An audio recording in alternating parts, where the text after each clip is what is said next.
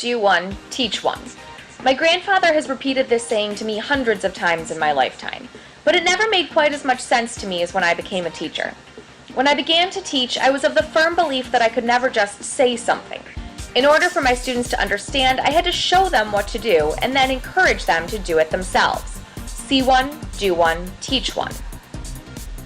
When I set out to learn arm knitting, I expected a simple process. The tutorials claimed this was something that could be done in 30 minutes or less, so how long could it possibly take to learn? What I quickly realized is that while the actual scarf might take just 30 minutes, the learning process is much longer. My eventual source was amazing. Although I started with a source that did not help me much, Amanda from Simply Maggie did everything right when it came to teaching me how to arm knit. For me, the most important thing she did was use an over-the-shoulder camera and allow me to follow along from her point of view. She also demonstrated things multiple times, saving me a few hits of the pause button, but just a few. Through this process, I learned that while I am mostly a visual learner, I also need clear directions in a language that makes sense to me. For example, she frequently told me to turn the yarn toward my body. Well, either way I turned it, it was toward my body. I needed to know if I was going toward my right or my left shoulder, clockwise or counterclockwise. Simple pieces of language can truly help someone understand more clearly. All in all, Amanda was a tremendous help, but even by the end of my scarf making experiment, I still hadn't learned to knit an arm scarf. I had to keep reminding myself of my learning goal.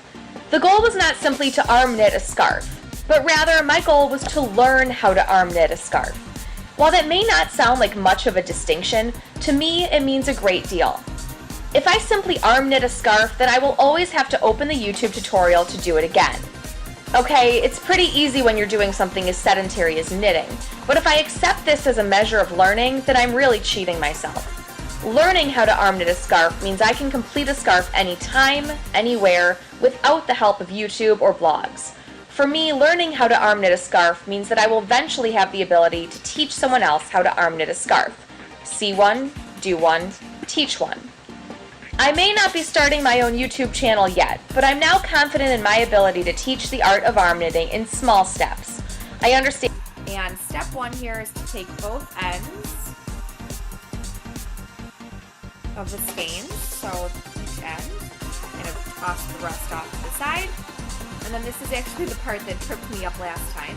I'm going to make a little bit of a tail, so about 2 or 3 feet of a tail. And then I needed to make a slip knot, and this is something that took me forever to remember how to do. But you just kind of make a loop, twist around, grab one end of the tail, and pull it through.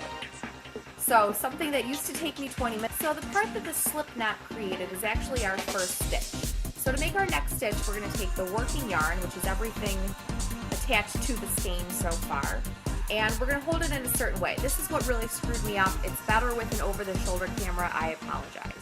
But essentially, you're going to hold it over your index finger, and then you're going to swoop around, grab the working or the tail with your last 2 fingers, swoop your thumb around, and then you're going to do an over-under kind of motion. So you go over, under, grab this top loop, pull it up, place it on your arm, and tighten. So now I'm starting to make stitches up my arm.